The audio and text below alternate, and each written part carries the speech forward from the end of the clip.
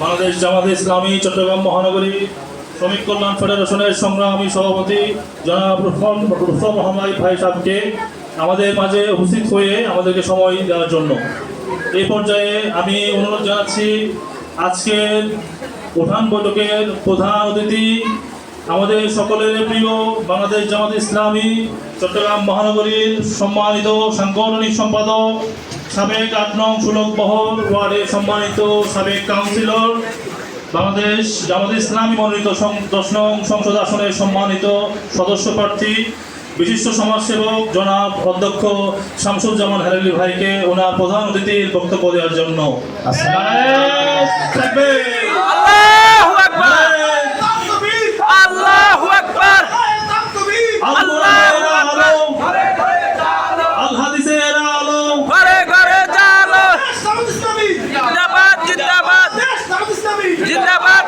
আসসালামু আলাইকুম ওয়া রাহমাতুল্লাহি ওয়া বারাকাতুহু।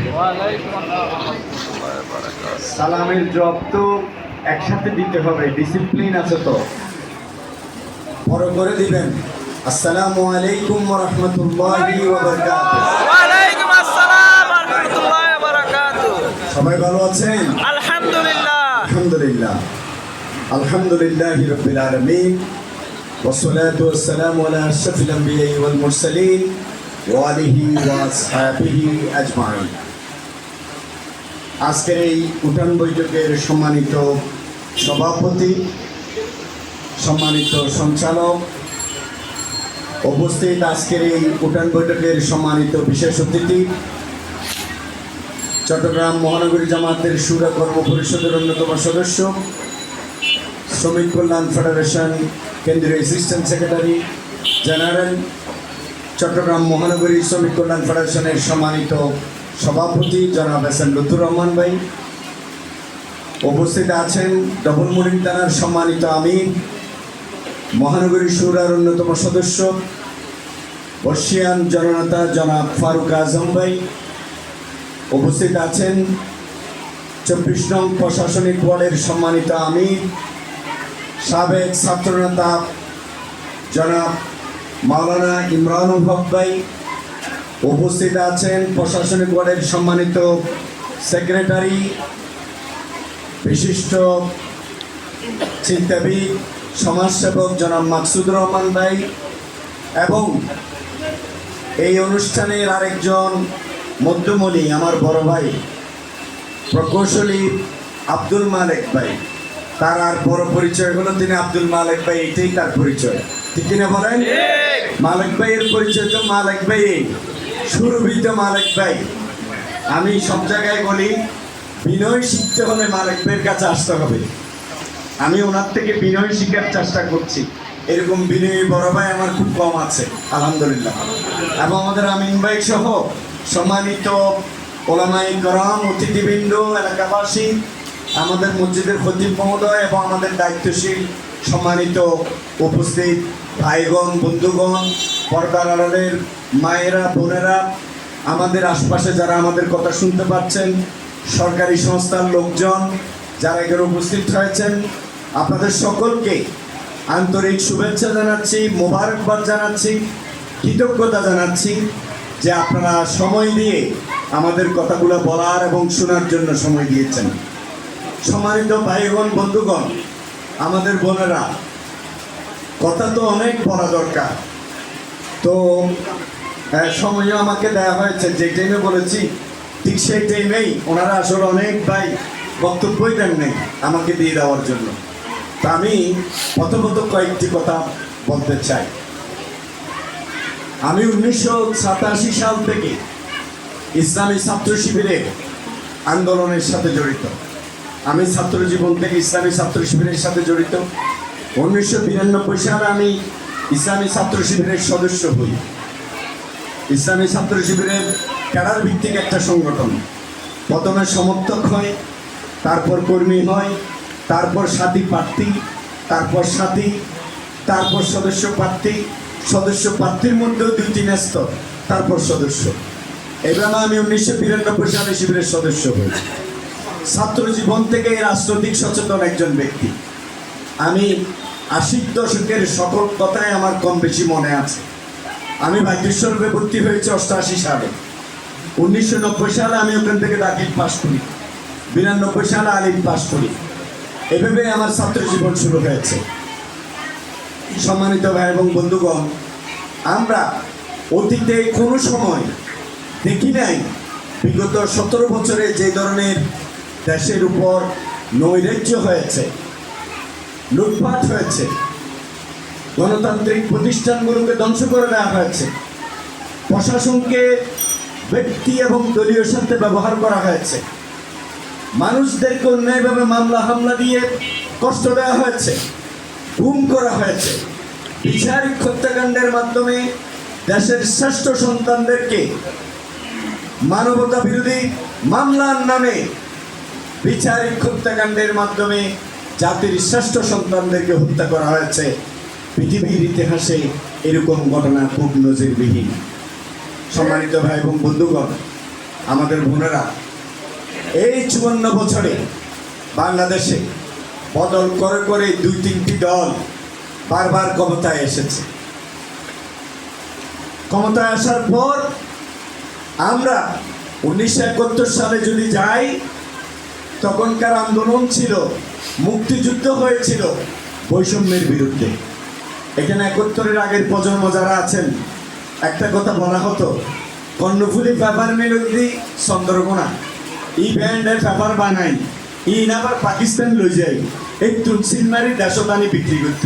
চাচাইন নসিল আয় বই ফকি, রাষ্ট্রবিজ্ঞানের বই ফকি। 71-এর মুক্তিযুদ্ধের হারানোর ইয়ের অন্যতম একখান হারণ অর্থনৈতিক বৈষম্য। এই দেশের মানুষ হল শোষণের শিকার, নির্যাতনের শিকার, সুশাসনের অভাব। সুশাসনের অভাবের পরও এত আন্দোলন সংগ্রামের পরে হাজার হাজার মানুষের রক্তদান, হাজার হাজার মানুষের পঙ্গুত্ব বরণ, মুক্তিযুদ্ধ মতিউর রহমানের মতো মানুষের, বীর শ্রেষ্ঠ মতিউর রহমান দ্বারা আত্মদান, এর মাধ্যমে, নারী নির্যাতনের মাধ্যমে একখান পর্যায়ে বাংলাদেশ স্বাধীন হই। স্বাধীন হবার পর তখন আছিল 22 পরিবার, পাকিস্তান আমলত 22 পরিবার, এখনও 22 লক্ষ পরিবার। গত সময়ও লক্ষ লক্ষ কোটিপতি আমরা নিজের চোখে দেখি। কোটিপতি, উগ্র মেম্বার কোটিপতি, উগ্র চেয়ারম্যান 1000 কোটিপতি।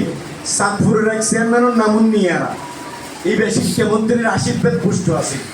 দীপমণি আবার খুব ঘনিষ্ঠ সেলিম চেয়ারম্যানের নামুন্য নরা হয় 1000 কোটি টাকার মালিক। এভাবে চেয়ারম্যান 1000 কোটি টাকার মালিক, এমপি 1000 কোটি টাকার মালিক।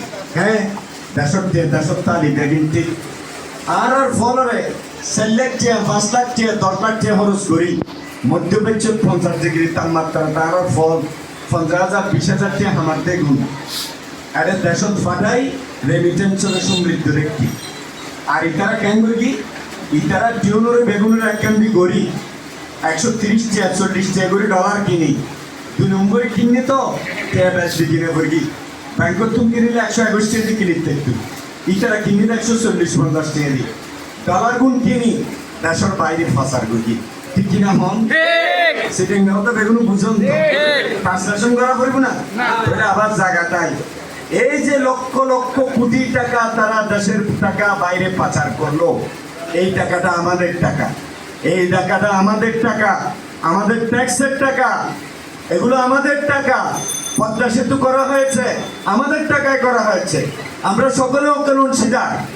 আমি 10 বার বিদেশে গেছি, প্রত্যেকবার আমার থেকে 500 টাকা 2000 টাকা পদ্মা সেতুর নামে কাটা হয়েছে। আমার টাকায় পদ্মা সেতু হয়েছে। কেউ তো কারো বাপের দিনে জায়গা পেয়েছে পদ্মা সেতু করা নাই। এই আমাদের ট্যাক্সের টাকায় সমস্ত উন্নয়ন কর্মকাণ্ডগুলো হয়েছে। 50 টাকার উন্নয়ন হয়েছে, 200 টাকা দুর্নীতি হয়েছে, 250 টাকা বাজেট করেছে। আমরা এমন একটা গর্বিত দেশের মালিক যে দেশে 50,000 টাকা দিয়ে বালুশ কিনতে হয়, ঠিক কিনা বলেন? কথা আছে না মিশে? 50,000 টাকা দিয়ে বালুশ কিনে 37,000 টাকা দিয়ে ফর্দা কিনে ফর্দাই নাই কা সাইকেল সাইনেম বোর্ড অনেককে বানানো যায়। ইবে হন ফর্দা জিবে দলিল মতো সোনা জড়িব, নইলে 38,000 টাকা দিয়ে কিনলে ফর্দা কিনি। 250 টাকা গোজা ফর্দা পাওয়া যায়। আর গরম লাগাই দিন 250 টাকা। 5,000 যায় বালিশ উঠবো 500 টাকা চিমুল তুলার গো 500 টাকা তো 500 টাকার বালিশ বেড়াই 50,000 টাকার বালিশ আমি কিনলে কিননি বেগিন দুর্নীতি বাকি 49,500 টাকা বিভিন্ন জনের ঘরত ঢুকি আর দুর্নীতির সবচেয়ে বড় জিনিস ফেলেন দেয় এনবিআর হুকুম মেম্বার এনবিআর মেম্বার ওই মেম্বার ওনার ছেলে সাদিক এগ্রো থেকে 15 লক্ষ টাকা দিয়ে ছাগল কিনেছে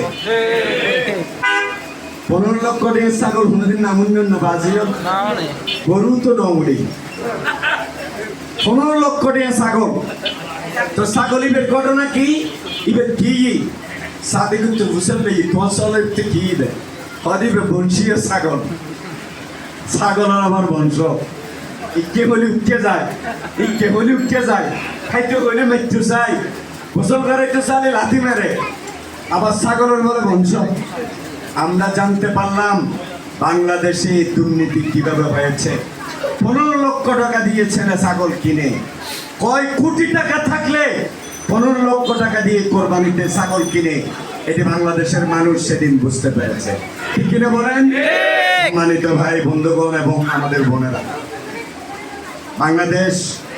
বাংলাদেশ এই দুর্নীতি থেকে বেরিয়ে আসতে চায় আমরা কি দুর্নীতি মুক্ত একটা বাংলাদেশ চাই আমরা কি সন্ত্রাস মুক্ত একটা বাংলাদেশ চাই যদি আমরা সন্ত্রাস মুক্ত সাদাবাজ মুক্ত টেন্ডারবাজ মুক্ত দুর্নীতি মুক্ত একটা বাংলাদেশ চাই তাহলে একটা জিনিস আমাদেরকে মাথায় নিতে হবে সে জিনিসটার নাম কি সে জিনিসটার নাম হলো সুশাসন যদি কায়েম করতে হয় তাহলে আমাকে ইসলামের কাছে ফিরে আসতে হবে কোথায় ফিরে আসতে হবে ইসলামের কাছে আল্লাহ আমাকে নির্দেশ দিয়েছেন আমি 5 ওয়াক্ত নামাজ পড়ি আল্লাহ আমাকে নির্দেশ দিয়েছেন বিচারালয় কিভাবে চলবে আল্লাহ আমাকে নির্দেশ দিয়েছেন সুদ খাওয়া যাবে না আল্লাহ আমাকে নির্দেশ দিয়েছেন অসৎ পথে ইনকাম করা যাবে না এগুলো কার নির্দেশ আল্লাহর নির্দেশ আল্লাহর ভয়ে মানুষদেরকে সুশাসন ন্যায় বিচার দুর্নীতি থেকে দূরে রাখতে পারে আমি আপনাদেরকে একটি কোরআনের আয়াত বলবো আপনারা সবাই একটু মনোযোগ সহকারে ঘরে গিয়ে খুঁজে বের করে আবার দেখবেন আল্লাহ রাব্বুল আলামিন আমাদের জন্য যে কোরআনের যে আয়াতগুলো নাজিল করেছেন প্রত্যেকটি আয়াতে আলাদা আলাদাভাবে মর্যাদাবান আলাদা আলাদাভাবে সম্মানিত হযরত আব্দুল্লাহ ইবনে মাসউদ রাদিয়াল্লাহু তাআলা আনহু আল্লাহ রাসূলের খুব মজবুত জলিলুল কদর সাহাবী আল্লাহ রাসূল তার ব্যাপারে অনেক কথা বলেছেন এর মধ্যে একটা কথা বলেছেন কেউ যদি আমার উপর যেই কণ্ঠে কোরআন অবতীর্ণ হয়েছে সেই কণ্ঠে কোরআন শুনতে চায় সেই জন্য আব্দুল্লাহ ইবনে মাসউদের তেলাওয়াত শুনে সুবহানাল্লাহ আব্দুল্লাহ ইবনে মাসউদ রাদিয়াল্লাহু তাআলা আনহুকে পর্দার আড়াল থেকে এক ব্যক্তি জিজ্ঞেস করছেন আব্দুল্লাহ ইবনে মাসউদ পর্দার ভিতরে পর্দার বাইরে থেকে যিনি জিজ্ঞেস করছেন তিনি হলেন হযরত ওমর রাদিয়াল্লাহু তাআলা আনহু হযরত ওমর রাদিয়াল্লাহু তাআলা আনহু তাকে জিজ্ঞেস করছেন কোরআন শরীফের মজিদের মধ্যে কোরআন মজিদের সবচেয়ে ভয়ঙ্কর আয়াত কোনটি কোরআনের মধ্যে সবচেয়ে ভয়ঙ্কর আয়াত কোনটি তখন ভিতর থেকে তিনি জবাব দিলেন কোরআন মজিদের সবচেয়ে ভয়ঙ্কর আয়াত হলো সূরা জিলজালের সেই আয়াত ফামান ইয়ামাল মিসকালা যাররাতিন খায়রান ইয়ারা ওয়া মান ইয়ামাল মিসকালা যাররাতিন শাররান ইয়ারা এখানে কি আছে যে ব্যক্তি এক যাররা পরিমাণ ভালো কাজ করবে তার প্রতিদান তাকে দেওয়া হবে আর এক যাররা পরিমাণ মন্দ কাজ করবে তার প্রতিদানও তাকে দেওয়া হবে এই যে একটি আয়াত এই আয়াতটা যদি আমরা গভীরভাবে বিশ্লেষণ করি এই আয়াত যিনি মানেন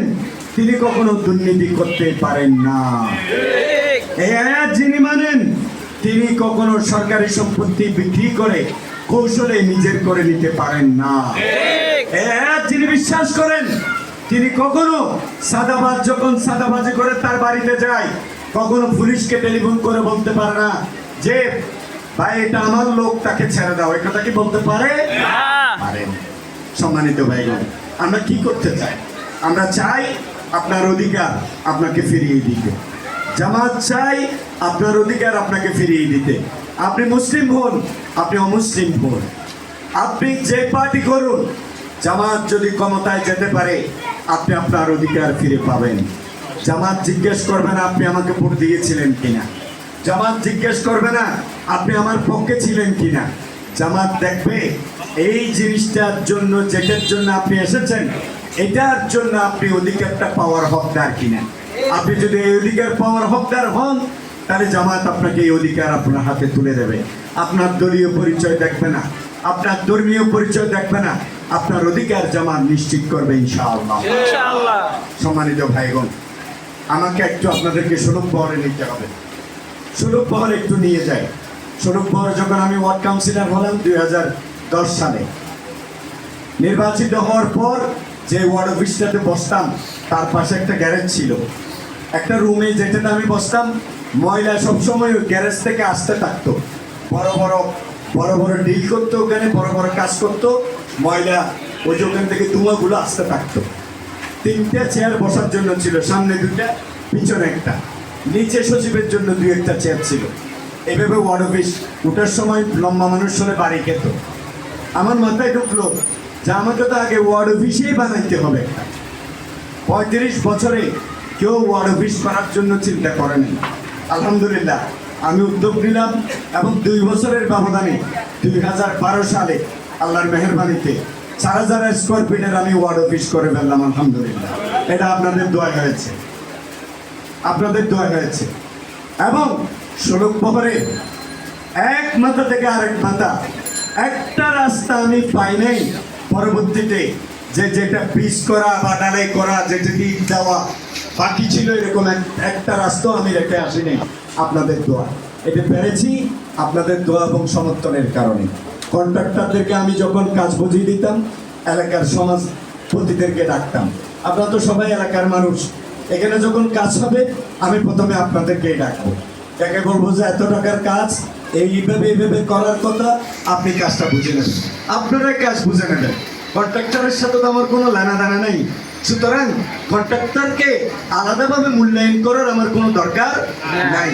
আমি আবার কাজ শেষ হওয়ার পর জিজ্ঞেস করেছি যে আপনাদের কাজটা কি হয়েছে। এলাকার মানুষ বলেছে হ্যাঁ যথাযথভাবে হয়েছে। তখন আমি স্বাক্ষর দিয়ে তার বিলের স্বাক্ষর করেছি। আলহামদুলিল্লাহ, কন্ট্রাক্টরও খুশি, এলাকাবাসীও খুশি।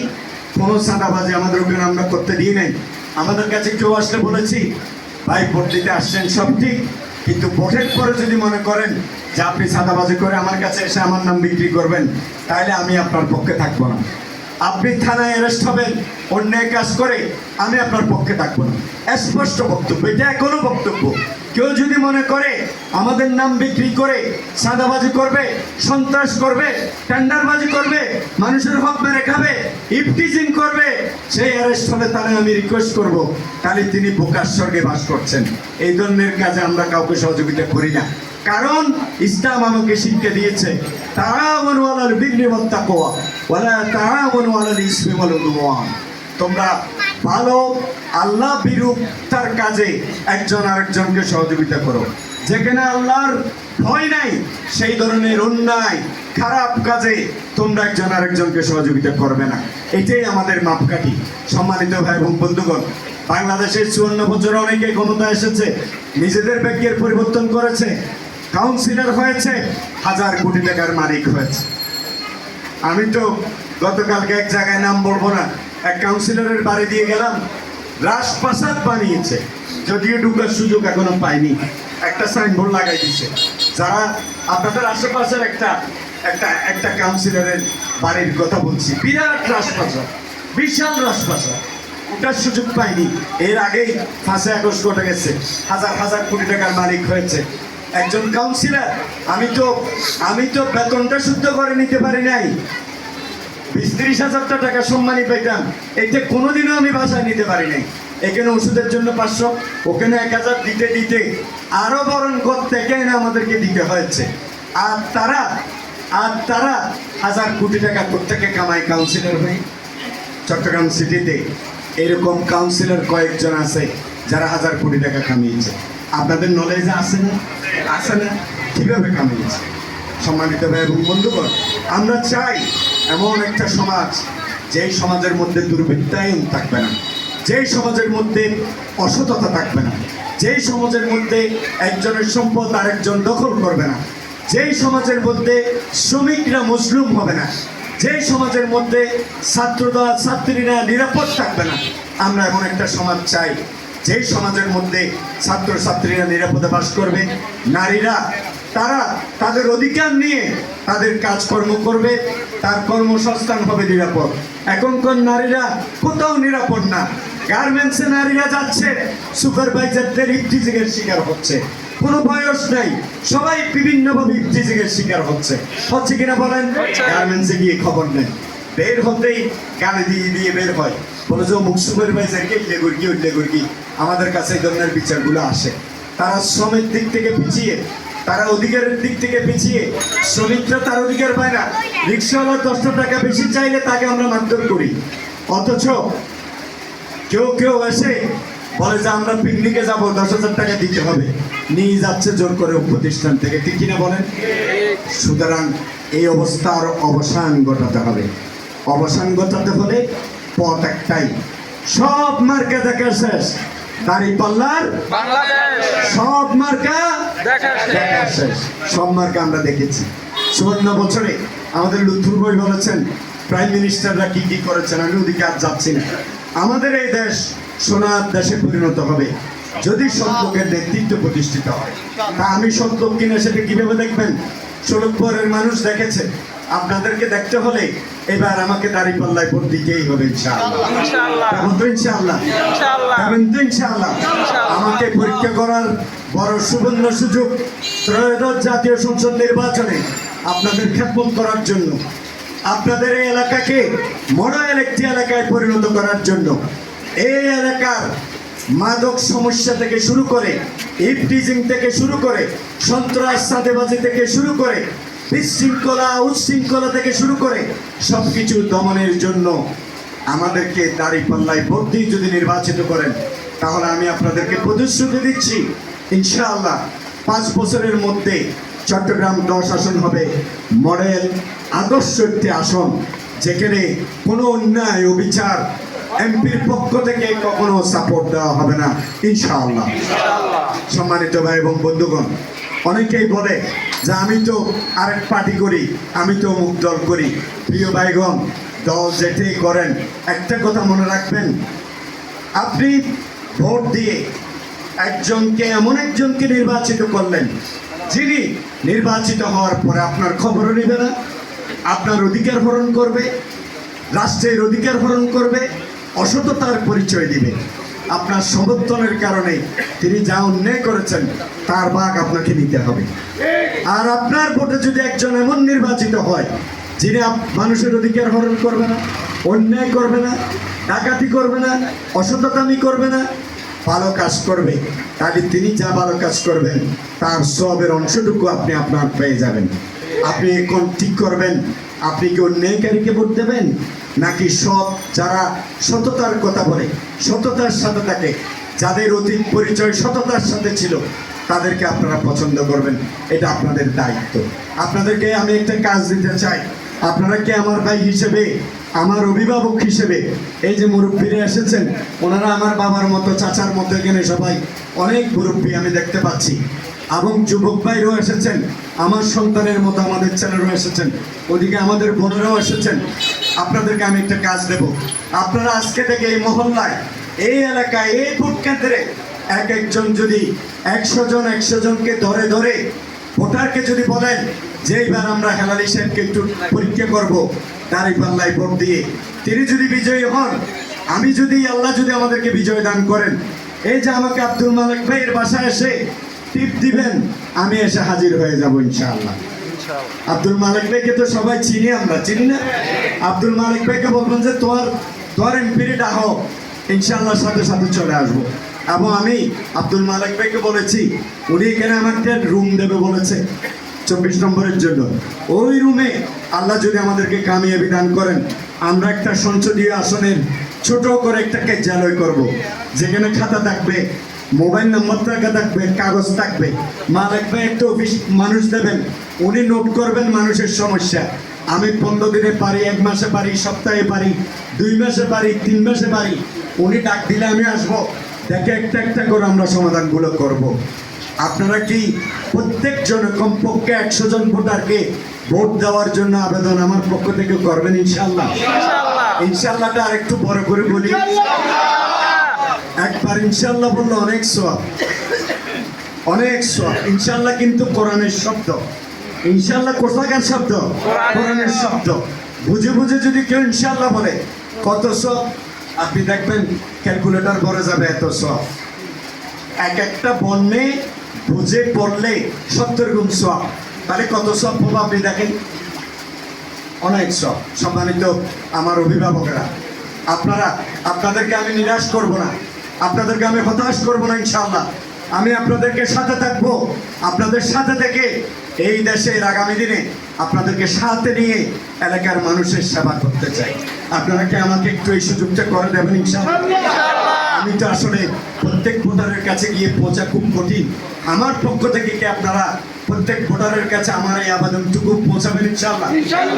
একটু হাত তুলবো, একটু হাত তুলি সবাই, আমরা সবাই একটু হাত তুলি। আলহামদুলিল্লাহ যে আমাদের মুরব্বীরা, আল্লাহ দাড়ি পাকা লোকেরা যখন তোমার কাছে কোনো কিছু চাই তুমি ফেরত দাও না, তারা আমার জন্য ভোট চাইবে।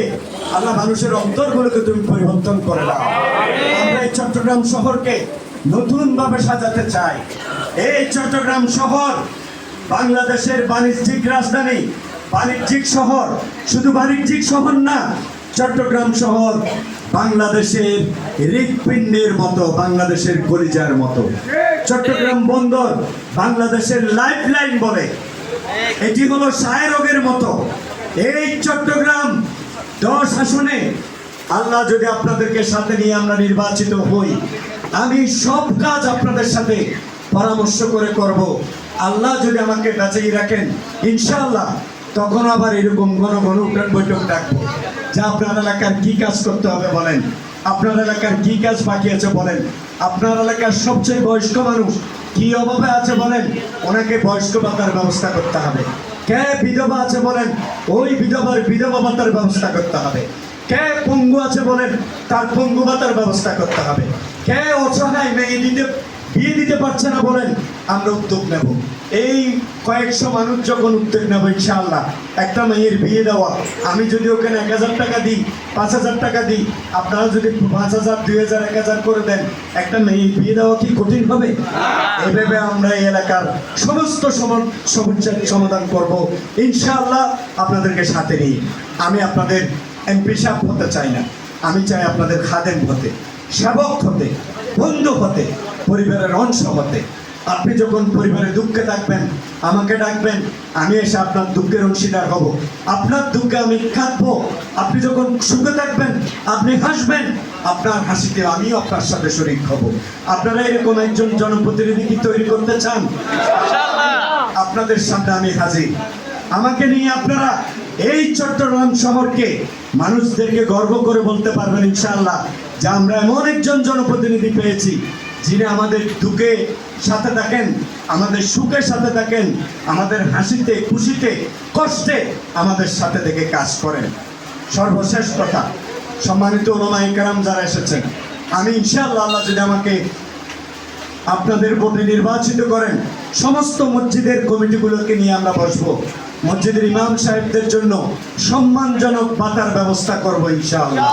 শুধু তাই নয়, মসজিদের ইমাম, মুয়াজ্জিন, খাদেম এবং তাদেরকে ভালো না লাগলেই 15 বছর ধরে ইমামতি করে হঠাৎ আমার মতের বিরুদ্ধে একটা কথা বলেছে, সাথে সাথে তাকে ডেকে বলি যে কালকে ফজর থেকে আপনার আসার দরকার নাই। এই সিস্টেম আমরা বন্ধ করবো ইনশাআল্লাহ। তাদের চাকরির একটা অধিকার আছে। গার্মেন্টসের একজন শ্রমিককে বিদায় দিতে হলো একটা সিস্টেম আছে, লেবার কোড আছে। কিন্তু আমাদের ইমাম সাহেব, যাদের পিছনে আমরা নামাজ পড়ি, যাদের পিছনে আমরা জানাজা পড়ি, যারা আমাদের বাচ্চাদের নাম রাখে, যারা আমাদের সুখে দুঃখে আমাদের বাসায় এসে আমাদের সাথে অংশগ্রহণ করে, তাদের চাকরির কোনো মর্যাদা নাই, তাদের কোনো সম্মান নাই। আল্লাহ যদি আমাকে হায়াতে বাঁচায় রাখে, আল্লাহ যদি আমাকে আপনাদের দোয়ায়, আপনাদের ভোটে, আপনাদের সমর্থনে, আপনাদের প্রচেষ্টায় যদি আমাকে জনপ্রতিনিধি হওয়ার সুযোগ দেয়, আপনাদেরকে সাথে নিয়ে আমি মসজিদের কমিটিগুলোর সাথে বসে শান্তির সাথে, শৃঙ্খলার সাথে আমরা একটা বেতন কাঠামো তৈরি করব। এবং তাদের সংকট থাকলে আমরা রাষ্ট্রের থেকে কিভাবে তাদেরকে সম্মানিত করা যায় সে ব্যবস্থাপনা আমরা করবো ইনশাআল্লাহ। আপনাকে আমার সাথে একমত আছেন ইনশাআল্লাহ? ইনশাআল্লাহ। বেকারদেরকে পুনর্বাসনের ব্যবস্থা করা হবে ইনশাআল্লাহ। আমরা ওয়ান স্টপ একটা সার্ভিস যুবকদেরকে করব। যারা চাকরি করতে চায় তারা বায়োডাটা জমা দেবে, তাদেরকে আমরা তাদের যোগ্যতা অনুসারে বিভিন্ন শিল্প কল কারখানায় কর্মসংস্থানের ব্যবস্থা করবো ইনশাআল্লাহ। ইনশাআল্লাহ। যদি সেখানে না পারি তাকে প্রয়োজনে পানের একটা বক্স কিনে দিয়ে পানের দোকানদার বানাবো, উদ্যোক্তা বানাবো, 2 হাসি কলা এনে দেবো, কলা বিক্রি করবে। কিন্তু কেউ আমরা এখানে কাউকে বেকার রাখবো না, সবাইকে কর্মের হাত দিয়েই আমরা এই দশাসনকে সাজাতে চাই। আপনাকে আমাদের সাথে থাকবেন ইনশাআল্লাহ। আমরা কর্মসংস্থান তৈরি করব, হাজার হাজার কর্মসংস্থান এখানে তৈরি হবে, কেউ বেকার থাকবে না। শ্রমিকদের অধিকার নিশ্চিত হবে, মেহনতি মানুষের অধিকার নিশ্চিত হবে, ইমামদের অধিকার নিশ্চিত হবে, নারীদের পরিবেশ নিশ্চিত হবে। মাদক মুক্ত পরিবেশ তৈরি করে ঘরে ঘরে শান্তি আমরা ফিরিয়ে দেবো ইনশাআল্লাহ। আল্লাহ আমাদের সকলকে যে কথাগুলো বলছি এই কথাগুলো আমল করার তৌফিক দান করুন। আগামীতে যে নির্বাচন হবে বড় বড় লোকেরা এসে বড় বড় কথা বলবে, তাদেরকে ভোটের পর আপনি আর খুঁজে পাবেন না, আমাকে খুঁজে পাবেন ইনশাআল্লাহ, আমাকে খুঁজে পাবেন ইনশাআল্লাহ। এই যে আমার প্রতিনিধিরা আছে ওনাদেরকে ডাক দিলেই আমাকে খুঁজে পাবেন। আমি আপনাদেরকে সাথে নিয়ে আপনাদেরকে সকলকে একসাথে এক পরিবার হয়ে আমরা চট্টগ্রাম 10 আসন গঠন করবো ইনশাআল্লাহ। আল্লাহর কাছে সাহায্য তৌফিক কামনা করে আমি আমার কথা শেষ করছি। সুবহানাকা আল্লাহুম্মা ওয়া বিহামদিকা আশহাদু আল্লা ইলাহা ইল্লা আনতা আস্তাগফিরুকা ওয়া আতুবু ইলাইক। এবার একটা স্লোগান দিতে হবে জোরে। সবাই রেডি হন, সবাই রেডি হন। রেডি তো? নারে তাকবীর, আল্লাহু আকবার, নারে তাকবীর। আল্লাহু আকবার। মার্কা আছে নাকি? কোন সে মার্কা? দাড়ি পাল্লা, আরো জোরে। দাড়ি পাল্লা, মা বোনদের, দাড়ি পাল্লা, ভাই দাদাদের, দাড়ি পাল্লা, চাচা চাচি, খালা খালুর, শিশু নারী, সকল মানুষের একটি মার্কা দাড়ি পাল্লা। চাকসু চাকসু রাকসু ভবিষ্যতে চকসু। যেভাবে ভূমিধস বিজয় হয়েছে 56,000 বর্গ মাইলে, সেই ভূমিধস বিজয়ের প্রতীক্ষা করে আল্লাহর সাহায্য কামনা করে আমার কথা শেষ করছি। আসসালামু আলাইকুম ওয়া রাহমাতুল্লাহি ওয়া বারাকাতুহু।